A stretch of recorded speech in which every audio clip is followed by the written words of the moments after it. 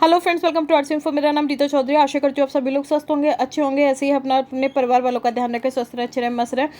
देखिए, ये आज का जो वीडियो है एम्स के एग्जाम के एमसीक्यूज़ के ऊपर बेस्ड है। इससे पहले बहुत सारे एमसीक्यूज़ के वीडियो आ चुके हैं चैनल पर, इस और थ्योरेटिकल पोर्शन के वीडियोस भी आ चुके हैं, और टेलीग्राम चैनल पर भी बहुत सारे एमसीक्यूज़ पड़े हुए हैं, और साथ के साथ थ्योरेटिकल पोर्शन पड़ा हुआ है। साथ के साथ वहाँ पर जो भी वैकेंसीज़ का मुझे पता चलता है वो भी मैं वहाँ पर शेयर करती हूँ। बहुत सारी चीज़ें ऐसी हैं जो कि मैं यूट्यूब पे नहीं ला पाती, लेकिन टेलीग्राम चैनल पे ज़रूर शेयर करती हूँ। तो आप लोगों से गुजारिश है कि मैंने लिंक दिया हुआ है टेलीग्राम चैनल का डिस्क्रिप्शन में, तो आप वहाँ वो ज्वाइन करें, वहाँ का पूरा पोर्शन करें। साथ के साथ यूट्यूब पे जितना भी आया है मटेरियल वो सब आप करिएगा। इसके बाद मैं गारंटी लेती हूँ कि आप अगर डेडिकेटेड होकर करते हैं इतना सब कुछ, तो 90 से 95% डायलिसिस का पेपर आपका यहीं से कवर हो जाएगा, आपको कहीं जाने की नीड नहीं होगी। ठीक है, और भी जो थोड़ा बहुत रहता है उसके लिए मैं कोशिश कर रही हूँ कि 2024 तक आपका कोई भी ऐसा टॉपिक ना बचे जिसके लिए आपको इधर से उधर जाना पड़े। मैं सारे टॉपिक कवर करूँ अपने चैनल पर, चाहे वो आपका ये डायलिसिस से रिलेटेड हो, चाहे आपका जूलॉजी से रिलेटेड हो, मीन्स एनाटॉमी फिजियोलॉजी से रिलेटेड हो, या फिर अदर किसी सब्जेक्ट से, करंट अफेयर वगैरह से रिलेटेड हो। मैं कोशिश करूँगी कि सब कुछ पूरा कर पाऊँ, और बाकी आप सब लोगों के साथ की ज़रूरत है। तो आज का वीडियो देर ना करते हुए शुरू करते हैं। सबसे पहला क्वेश्चन है, the patient with acute renal failure has a serum potassium level of 5.8 milliequivalent per litre. The nurse would plan which of the following as a priority action. देखिए, एक पेशेंट है जिसका पोटेशियम लेवल जो है 5.8 milliequivalent per litre है। ठीक है, और वो पेशेंट किसका है? Chronic renal failure, acute renal failure का है। मीन्स की टेम्परेरी बेसिस पे उसकी किडनी ख़राब हुई है, अगर उसको प्रॉपर ट्रीटमेंट मिल जाएगा तो किडनी रिवर्स की सिचुएशन में आ जाएगी, ठीक हो जाएगी। तो ऐसा एआरएफ का पेशेंट जिसका potassium level 5.8 milliequivalent per litre हो चुका है, तो नर्स उसके लिए क्या प्लान करेगी प्रायोरिटी बेस पे। तो आप सभी लोगों को पता होगा कि पोटेशियम जो है हमारे हार्ट फंक्शन पे काफ़ी इफेक्ट डालता है। तो जो इसका आंसर जो रहेगा, करेक्ट आंसर जो रहेगा बी, प्लेस द पेशेंट और कार्डियक मॉनिटर। अगर किसी पेशेंट का एआरएफ के पेशेंट का पोटेशियम इतना आता है, तो सबसे पहले जो नर्स है वो प्रायोरिटी पे उसकी जो है हार्ट के फंक्शन को चेक करेगी। तो इसीलिए वो क्या कर देगी, पेशेंट को कार्डियक मॉनिटर पे लगा देगी। ठीक है, नेक्स्ट क्या है, which of the following is the most significant sign of peritoneal infection. इनमें से देखिए, अब ये क्या बोल रहा है कि पेरिटोनियल इन्फेक्शन का मोस्ट सिग्निफिकेंट साइन क्या होगा। यहाँ पर ये आपसे पेरिटोनाइटिस का साइन नहीं पूछ रहा है, ये उस इन्फेक्शन का साइन पूछ रहा है जो कि आपके पेरिटोनियल, मतलब आपके नहीं, किसी भी पेशेंट के पेरिटोनियल कैविटी में जो फ्लूड है, ठीक है, उस फ्लूड में अगर इन्फेक्शन हो गया तो वो कैसे फाइंड आउट करेंगे। ठीक है, तो देखिए, मोस्ट सिग्निफिकेंट साइन जो है इसका, ये क्या है, क्लाउडी डायलिसिस फ्लूड। अगर जो डायलिसिस फ्लूड है, मीन जो फ्लूड जा रहा है वो अगर क्लाउडी हो जाए तो यह इंडिकेट करता है कि पेरिटोनियल इन्फेक्शन हो चुका है। जैसे कि यहाँ पर दिया हुआ भी है, cloudy range indicate bacterial activity in the peritoneum. अगर क्लाउडी फ्लूड आ रहा है तो ये इंडिकेट करता है कि पेरिटोनियम में बैक्टीरिया ग्रो कर रहा है, या बैक्टीरियल एक्टिविटी हो रही है, या बैक्टीरिया सक्रिय हो गया है।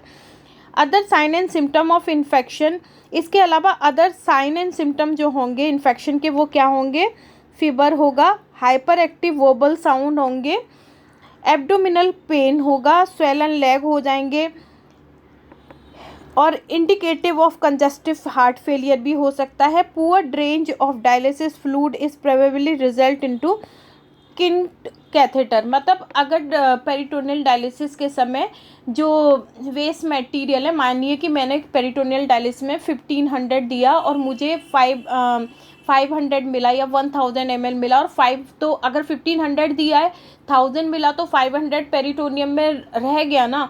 तो अब वो जो 500 रहा है वो किसकी वजह से रहा है, तो मोस्टली ऐसा जो होता है, अगर जो ट्यूब होती है, जो पेरिटोनियल की ट्यूब होती है कैथेटर का और ये आईवी सेट वगैरह का, तो अगर वो कहीं से भी मुड़ा है, कटा है, तब उसकी वजह से होता है। ठीक है, नेक्स्ट बोल रहा है redness at the insertion site indicate local infection. अगर रेडनेस आ जाती है जहाँ कैथेटर पड़ा हुआ है उस एरिया की तरफ रेडनेस आ जाती है तो ये क्या करता है, लोकल इन्फेक्शन को इंडिकेट करता है, नॉट पेरिटोनाइटिस को। ठीक है, however local infection that is left untreated can progress to peritoneum. जो रेडनेस होती है वो सम टाइम मतलब अनट्रीटेड होती है और थोड़ा बहुत भी कुछ लगाएंगे उससे भी ये ठीक हो सकता है।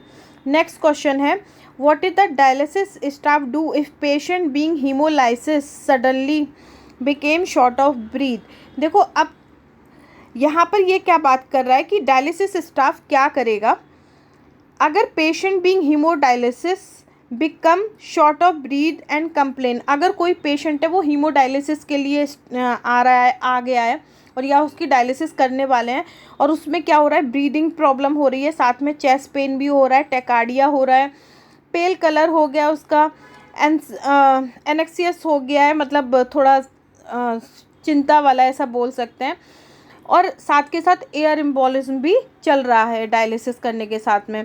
तो सबसे पहले डायलिसिस स्टाफ क्या करेगा अगर वो फाइंड आउट कर रहा है कि ये सारी चीज़ें हैं, एयर एम्बोलिज्म वगैरह और साथ में नोजिया भी है, चेस्ट पेन वगैरह भी है, तो दैट सिचुएशन में डायलिसिस स्टाफ क्या करेगा। देखिए सबसे मस्ट है अगर टेकिकार्डिया रह जाता है, चेस्ट पेन होता है या एयर एम्बोलिज्म वगैरह होता है, अगर सांस लेने में दिक्कत हो रही है बहुत ज़्यादा, तो दैट सिचुएशन इंडिकेट करती है कि खासकर एयर एम्बोलिज्म ये इंडिकेट करता है कि तुरंत आपको डायलिसिस मशीन बंद कर देनी है। तो यहाँ पर ये क्या करेगा, discontinue dialysis and notify the physician. Firstly ये डायलिसिस को क्या करेगा, डिसकंटिन्यू करेगा, मतलब वहीं पे बंद करेगा और इसके बाद जो डॉक्टर है उनको क्या करेंगे, बताएंगे। यहाँ पर मैंने लिखा हुआ भी है तो आप ये भी पढ़ सकते हैं बहुत अच्छी तरीके से। नेक्स्ट क्वेश्चन है what is the important nursing care for patient with chronic renal failure. अब यहाँ पर क्या कह रहा है, सबसे मोस्ट इम्पोर्टेंट नर्सिंग केयर क्या होगी अगर कोई भी पेशेंट क्रोनिक रीनल फेलियर में है, मतलब जिस पेशेंट की किडनी पूरी तरीके से ख़राब हो गई हैं, उसके लिए नर्स जो है वो क्या एडवाइस करेगी जो उसके लिए सबसे ज़्यादा बेस्ट रहेगा। तो नर्स बोलेगी कि restrict the sodium and potassium as ordered. Nurse समझाएंगी क्रोनिक रीनल फेलियर पेशेंट को कि पानी कम पीना है और पोटेशियम पे भी कम मतलब रिस्ट्रिक्ट करना है, ज़्यादा पोटेशियम नहीं लेना है, जैसा कि डॉक्टर ने बताया या डाइटिशियन ने बताया है उसको। नेक्स्ट क्वेश्चन है what is the cause of haemolysis during haemodialysis. Cause क्या है हीमोलाइसिस का ड्यूरिंग हीमोडायलिसिस। देखो हीमोलाइसिस में क्या है, हीमोलाइसिस में हमारी आरबीसी रप्चर हो जाती हैं और मोस्टली डायलिसिस में ये कब होता है, जब टेम्परेचर हाई हो जाता है डायलिसिट का। ठीक है, जब टेम्परेचर हाई हो जाता है तो क्या होता है, सेल्स जो होती हैं वो सूज जाती हैं, मतलब स्वेल हो जाती हैं और बस्ट हो जाती हैं। दैट सिचुएशन जो है वो क्या कर देती है, हीमोलाइसिस को क्रिएट करती है। तो जो फिफ्थ है इसका जो आंसर होगा वो क्या होगा, C. The dialysate concentration is too high causing the cell to swell and burst. They take on water in an attempt to equalise their concentration of electrolyte with that in solution. ठीक है, answer is सी, 5 का answer C. Next है a patient with chronic renal failure want continuous ambulatory peritoneal dialysis, what advanced nurse should approach for CAPD। एक patient है जो कि CRF का कोई पेशेंट है, मतलब जिसकी किडनी पूरी तरीके से ख़राब हो चुकी है और वो चाहता है कि वो घर पे ही CAPD ले। तो CAPD के लिए जो नर्स जो है क्या एडवांटेज उसको बताएगी। ठीक है, तो ये क्या बताएगी नर्स जो है, ये अलाउ करेगी पेशेंट को to be more independent. Nurse बोलेगी कि भाई आप पूरी तरीके से बहुत ज़्यादा से ज़्यादा इंडिपेंडेंट हो जाओ, किसी के ऊपर डिपेंड मत करो कि कोई आपकी डायलिसिस करेगा या किसी स्टाफ को बुलाना पड़ेगा या किसी घर वाले को, कि कोशिश करिए ज़्यादा से ज़्यादा अपनी जो एम्बुलेटरी पेरिटोनियल डायलिसिस है पेशेंट खुद करे बजाय किसी और के। ठीक है, ये आए हैं क्वेश्चन इसीलिए मैं लेकर आई हूँ। इसके बाद आता है the process of osmosis. Osmosis का process in the kidney occurs through the semi permeable membrane located in the, देखिए ऑस्मोसिस का प्रोसेस होता है किडनी में जो कि सेमी परमेबल मेम्ब्रेन के थ्रू होता है। तो यहाँ पर ये पूछ रहा है कि वो ऑस्मोसिस का प्रोसेस किडनी में कहाँ पर होता है, तो ये कहाँ होता है, ग्लोमेरुलाई में, क्योंकि यहीं पर फिल्ट्रेशन प्रोसेस रहता है। नेक्स्ट है, a technologist is administrating heparin bolus properly to allow response prior to blood and membrane interaction.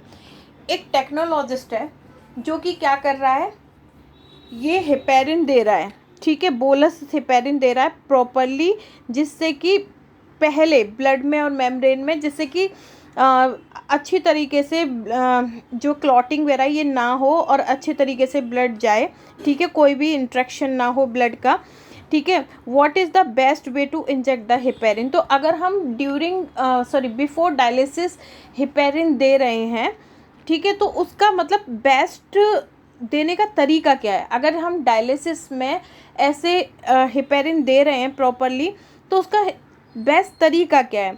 तो देखिए, एक में मैंने आपको बताया था कि डायलिसिस में अगर आपको हेपेरिन देना होता है, अगर किसी को वास्कुलर एक्सेस है, तो कोशिश करनी चाहिए, नॉर्मल हीमोडायलिसिस की बात कर रही हूँ, तो नॉर्मल हीमोडायलिसिस में जब पेशेंट की डायलिसिस आप शुरू कर देते हैं, तो टाइम दिया हुआ होता है कि जैसे ही आप शुरू करेंगे उसके आधा घंटे के अंदर अंदर आपको हेपेरिन देना होता है, या 10 मिनट मैक्सिमम, कम से कम 5 से 10 मिनट आप उसको घुमाएं।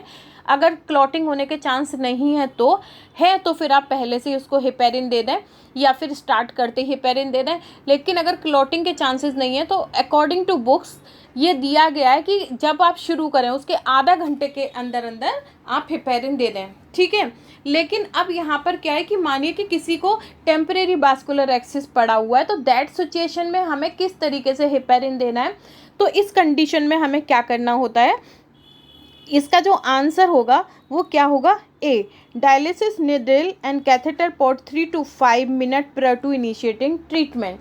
हमें क्या करना है, जो कैथेटर हैं, कैथेटर के पोर्ट हैं, उनमें क्या होगा, डायलिसिस शुरू करने से 3 से 5 मिनट पहले, मतलब 5 मिनट पहले, थोड़ा सा पहले, वो प्रैक्टिकली, और देखिए बुक्स में बहुत डिफरेंस होता है, तो डायलिसिस शुरू करने से पहले पहले आप उसे हेपेरिन दे दें, जिससे कि क्लॉटिंग होने के चांसेस कम हो जाए, और वहाँ पर भी कैथेटर में भी कहीं ब्लॉकेज वगैरह हो तो वो निकल जाए, जिससे कि जब आप डायलिसिस शुरू करें तो क्लॉटिंग की वजह से या किसी प्रॉपर कैथेटर के फंक्शन ना करने की वजह से फ्लो ना रुके। आप डायलिसिस शुरू करें तो प्रॉपर फ्लो आपको मिले ब्लड का।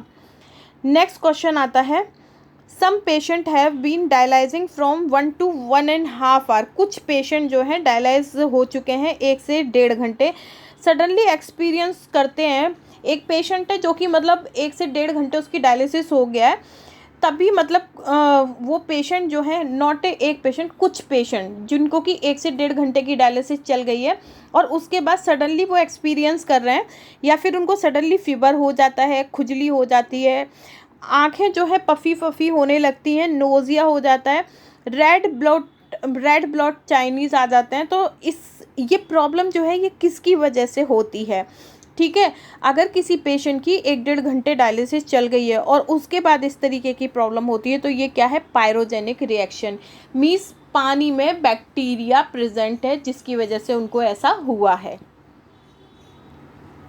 नेक्स्ट है, if patient gain too much weight during dialysis. देखो, अभी कोई पेशेंट है और ड्यूरिंग डायलिसिस उसका वेट बहुत ज़्यादा बढ़ रहा है, ठीक है, this is due to the because patient diet includes excess of fluid and, ये किसकी वजह से, अगर कोई पेशेंट जो है डायलिसिस पे है और सडनली उसका वेट भी, मतलब हम मानिए कि 5 लीटर हमने लगाया, 5 लीटर लगाया तो निकलेगा, लेकिन फिर जब वेट कर रहा है पेशेंट तो उसका वेट तो बढ़ा हुआ आ रहा है। हमने जितना लगाया, मतलब 5 लगाया तो 4.5 तो निकलना चाहिए, लेकिन पेशेंट का कितना आ रहा है, हमने 5 लगाया, पेशेंट का 3 ही निकला है। तो ऐसा क्यों होता है, ऐसा इसलिए होता है क्योंकि पेशेंट बहुत अधिक अपनी मात्रा में फ्लूइड ले रहा है। दूसरे के साथ साथ यहाँ पे पेशेंट जो इंडिकेट करता है कि पेशेंट अपनी डाइट में बहुत ज़्यादा सोडियम ले रहा है। नेक्स्ट क्वेश्चन है, what is the reason to monitor the temperature during dialysis. क्या रीज़न है कि ड्यूरिंग डायलिसिस टेम्परेचर को मॉनिटर करना होता है। इसका रीज़न ये है, मैंने अभी थोड़ी देर पहले भी बताया था कि अगर टेम्परेचर ज़्यादा होगा, ठीक है, तो हीमोलाइसिस प्रोसेस होने लगेगा, मीन्स आरबीसी रप्चर होने लगेंगी, जिससे पेशेंट एनीमिक कंडीशन में पहुंच जाएगा। समटाइम ये सिचुएशन डेथ को भी फॉलो करती है, ठीक है। जो इसका आंसर होगा डी, 11 का डी। नेक्स्ट क्वेश्चन है, what is which of the following Which of the following observation would most clearly indicate a clotted fistula or graft? इनमें से कौन सी जो प्रॉब्लम है वो प्रॉपर तरीके से इंडिकेट करेगी कि जो फिस्टूला है या ग्राफ्ट है वो पूरी तरह, फिस्टूला और ग्राफ्ट है वो पूरी तरह से क्लॉट हो चुका है? तो देखिए इसका जो आंसर होगा वो A, absence of bruit and thrill. अगर देखो आपने देखा होगा जब कोई फिस्टूला बनता है या बना होता है, जब आप उसे फील करते हैं तो आपको मतलब एक झटका सा लगता है, दैट इज़ कॉल्ड थ्रिल। और जब आप उस पर स्टेथोस्कोप लगाते हैं तो एक साउंड फील होती है, दैट इज़ ब्रूट, ठीक है।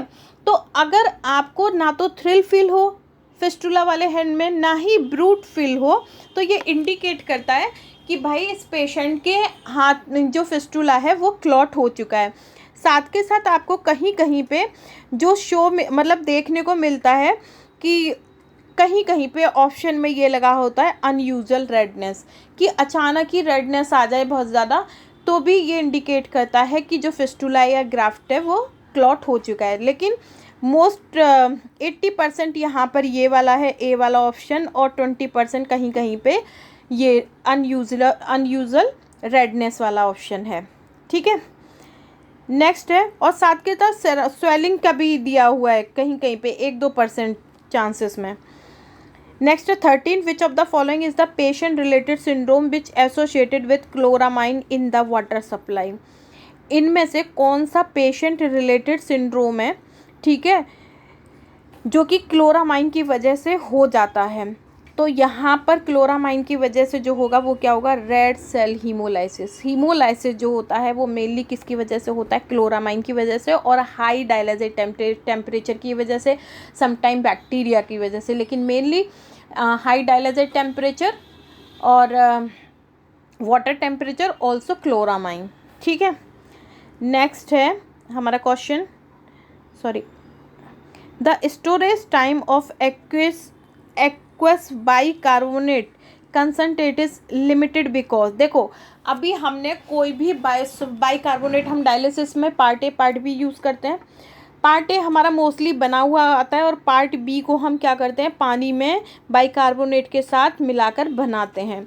तो अब ये बोल रहा है कि ये जो एक्विस पानी वाला बाइकार्बोनेट कंसंट्रेशन को लिमिटेड क्यों किया जाता है, इसको स्टोरेज टाइम, इसको जो बोला जाता है कि इसको बस 24 घंटे चलाना है या इसको 2 घंटे ही रखना है, बन गया है तो 1 दिन में ख़त्म कर देना है, ऐसा क्यों रखा जाता है? उसके स्टोरेज टाइम को कम क्यों बताया गया है? उसको हम बनाने के बाद 3 दिन 4 दिन क्यों नहीं रख सकते हैं, ठीक है, ये क्वेश्चन है। तो इसका जो रीज़न है बैक्टीरियल ग्रोथ में अकर, क्योंकि अगर हम उससे बने हुए बाइकार्बोनेट को 1 दिन से भी ज़्यादा चलाते हैं, इवन अगर हमने ओपन कर दिया और 12 घंटे या 8 घंटे से भी ज़्यादा चलाया या 4 घंटे से भी, और बैक्टीरिया ग्रोथ हो गई, तो पेशेंट के लिए काफ़ी हार्मफुल होगा। तो मैक्सिमम टाइम इसका 24 घंटे के लिए दिया गया है, लेकिन बिफोर दैट इसको हमें या तो डिस्कार्ड कर देना चाहिए या यूज़ कर लेना चाहिए अगर बन चुका है तो। नेक्स्ट क्वेश्चन है, तो इसका आंसर होगा सी। नेक्स्ट क्वेश्चन है 15 का, the haemodialysis patient with left arm fistula is at the risk of steel syndrome. एक हीमोडायलिसिस पेशेंट है जिसका फिस्टूला लेफ्ट आर्म में बना हुआ है और वो रिस्क पे है स्टील सिंड्रोम के। The nurse assesses the patient for which of the following. तो स्टील सिंड्रोम में जो नर्स है वो कैसे पहचानेगी कि हाँ भाई इसको, इस पेशेंट को स्टील सिंड्रोम हो चुका है, ठीक है। तो नर्स का जो ऑप्शन रहेगा वो क्या होगा, इसका बी, मतलब नर्स के अकॉर्डिंग ये ऑप्शन क्या रहेगा, बी, जिसमें पेशेंट के लिए वो क्या फील करेगी, parlour, diminish pulse and pain in the left hand. अब ये क्या होता है, पालर का मतलब होता है अगर फिस्टूला में ब्लड फ्लो जो होता है डिक्रीज हो जाए, means decrease blood flow, indicate decrease blood flow, second name is parlour, ठीक है, पालर, एंड पालर का mean decrease blood flow. Next क्या है, जो पल्स है वो बहुत धीमे धीमे फील होगी, एंड थर्ड क्या है, जो लेफ्ट हैंड है उसमें बहुत ज़्यादा पेन होगा। अगर ये तीनों सिम्टम्स नर्स देखती है तो नर्स को पता चल जाएगा कि भाई ये पेशेंट का जो फिस्टुला है वो स्टील सिंड्रोम से स्टील सिंड्रोम इस फिस्टुला में हो चुका है। नेक्स्ट है हमारा macula densa cell are modified of. Macula densa cell जो होती हैं वो किसकी मॉडिफाइड हैं, ठीक है। तो इसका जो आंसर है वो क्या है, DCT, डिस्टल कॉन्वोल्यूटेड ट्यूबुल। अभी मैं इसके रिगार्डिंग कुछ ज़्यादा सा बताऊंगी नीचे, तो आप इसको देखना ना भूलें। The right ureter is related posterior to the right ureter जो होता है वो पोस्टीरियरली किससे रिलेटेड होता है, तो वो किससे रिलेटेड होता है, सिग्मॉइड कोलोन से। नेक्स्ट है what is the narrowest part of male urethra. Male urethra का जो नैरोएस्ट पार्ट होता है ये क्या होता है। देखिए इसके लिए मैं अलग से यूरेथेरा पे एनाटॉमी में वीडियो लाऊंगी, अभी इतना समझाना पॉसिबल नहीं था एक वीडियो में, तो मैं कम बता रही हूँ। इसका जो आंसर होगा what is the narrowest part of male urethra, तो इसका होता है यूरेथेरा मेम्ब्रेन, मेम्ब्रेनस यूरेथेरा। तो इसका जो सबसे नैरोएस्ट पार्ट जो होगा वो क्या होगा, मेम्ब्रेन, ठीक है। मेम्ब्रेनस यूरेथेरा जो होता है इसका सबसे नैरोएस्ट पार्ट होता है।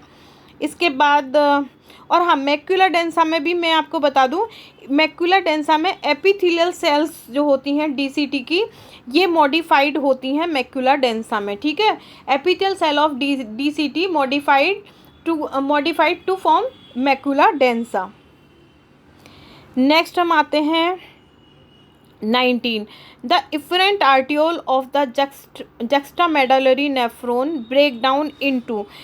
तो ये क्या बोल रहा है, इफरेंट आर्टियोल जो होती है जक्स्टामेडुलरी नेफ्रॉन की वो किस में ब्रेक डाउन होती है, तो इसका आंसर क्या है, बासा रेक्टा।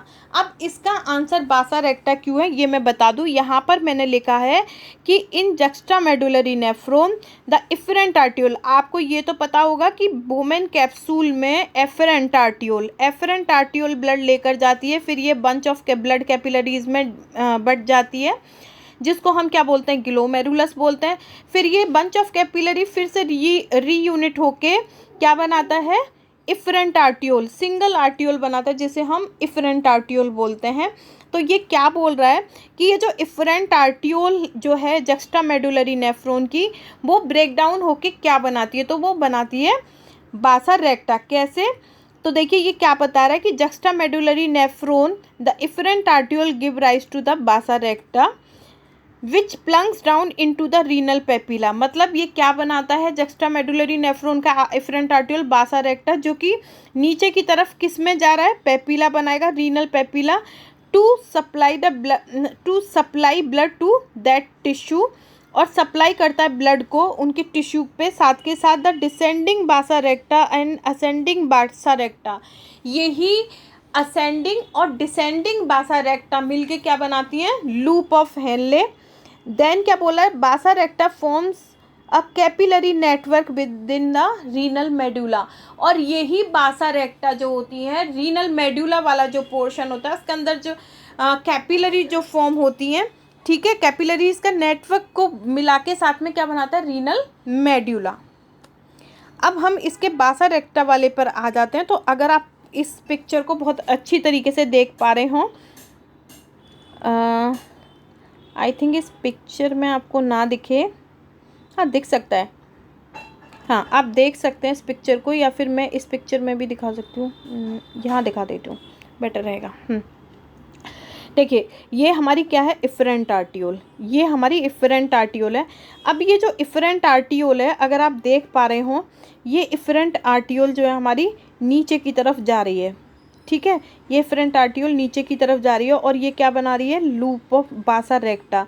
ये ब्लू वाली जो है, ये ब्लू वाली अगर आप देख पा रहे हो, ये ब्लू वाली जो है क्या है, बासा रेक्टा, और इसी की बासा रेक्टा की थिक और असेंडिंग लिम जो है ये क्या बनाती हैं, लूप ऑफ हेनले। इस पिक्चर में भी इसको बहुत अच्छे तरीके से क्लियर नहीं, मतलब दिखाई नहीं दे रहा है, मैं इसको दूसरे मोड पे लाके दिखाती हूँ आपको, 1 मिनट दीजिए मुझे, हाँ 1 मिनट। देखिए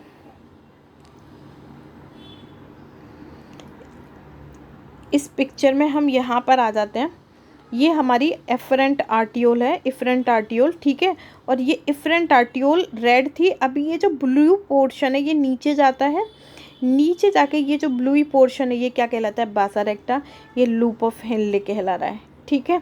यहाँ पर इसका एफरेंट आर्टियोल ब्लड लेकर आती है, efferent arteriole blood efferent arteriole blood लेकर आती है, एफरेंट आर्टियोल ब्लड लेकर जाती है, और फिर इसके बंच ऑफ ब्लड कैपिलरीज बीच में बोमेन कैप्सूल के बीच में जो कपलाई के स्ट्रक्चर है इसे हम बोमेन कैप्सूल बोलते हैं। बोमेन कैप्सूल के बीच में जो कपलाई के स्ट्रक्चर होता है इसे हम ग्लोमेरुलस बोलते हैं। Glomerulus and Bowman capsule together known as Malpighian body या मेलपीजियन कार्पसेस, ठीक है। इसके बाद अगर आपसे कोई पूछता है, नहीं अभी मैं इतना नहीं बताऊंगी, अभी इतने पे ही छोड़ देते हैं। और भी मैंने देखिए इसमें बहुत अच्छे तरीके से आपको ये सारा का सारा समझा रखा है। ये अगर आप डायग्राम देखते हैं बहुत ही मतलब मैंने निकाला हुआ है सोच समझ के। अगर आप इसको डायग्राम में देखेंगे तो आपको बहुत सारी चीज़ें मिल जाएंगी, अगर नहीं मिलेंगी तो मैं बताऊंगी, क्योंकि मैंने ये डायग्राम बहुत सोच समझ के निकाला है। Thick ascending limb, thin ascending limb, ठीक है। ये सारी की सारी चीज़ें अगर आप इसमें से फाइंड आउट कर पाते हैं तो ठीक है, नहीं है तो इन डायग्रामों को मैं अलग से सेपरेट वीडियो में बहुत अच्छे तरीके से इसमें से बहुत सारी चीज़ें समझाऊंगी। इसके बाद आते हैं हम नेक्स्ट क्वेश्चन पे। Macula densa cell get stimulated by, macula densa cell जो होती हैं क्या स्टिमुलेट करती हैं, तो देखिए मैक्युला डेंसा सेल जो होती हैं वो इनमें से जो क्या करेंगी, इनमें से ये करेंगी डिक्रीज सोडियम, सोडियम को क्या करती हैं, डिक्रीज कर देती हैं। अब मैं टाइम देख लेती हूँ एक बार, अगर टाइम मेरे पास बहुत ज़्यादा रहता है तो ठीक है। देखिए टाइम तो बहुत कम रह गया, मैं इसको जो अभी मुझे समझाने वाला है वो मैं नेक्स्ट वीडियो में समझा दूंगी। अभी की डेट में आप ये समझ लीजिए कि मैक्युला डेंसा सेल जो हैं ये स्टिमुलेट करती हैं सोडियम के डिक्रीज़ होने को, मतलब सोडियम डिक्रीज़ करेंगी, ठीक है, बढ़ने नहीं देंगी। तो ये था आज का वीडियो, और जो रिमेनिंग जो रह गया है मैं इसको अलग से वीडियो में आज ही समझाऊंगी, ठीक है। और अगर आपको मेरा ये वीडियो पसंद आए तो प्लीज़ लाइक करें, शेयर करें, कमेंट्स करें, चैनल को सब्सक्राइब करना ना भूलें। Thank you.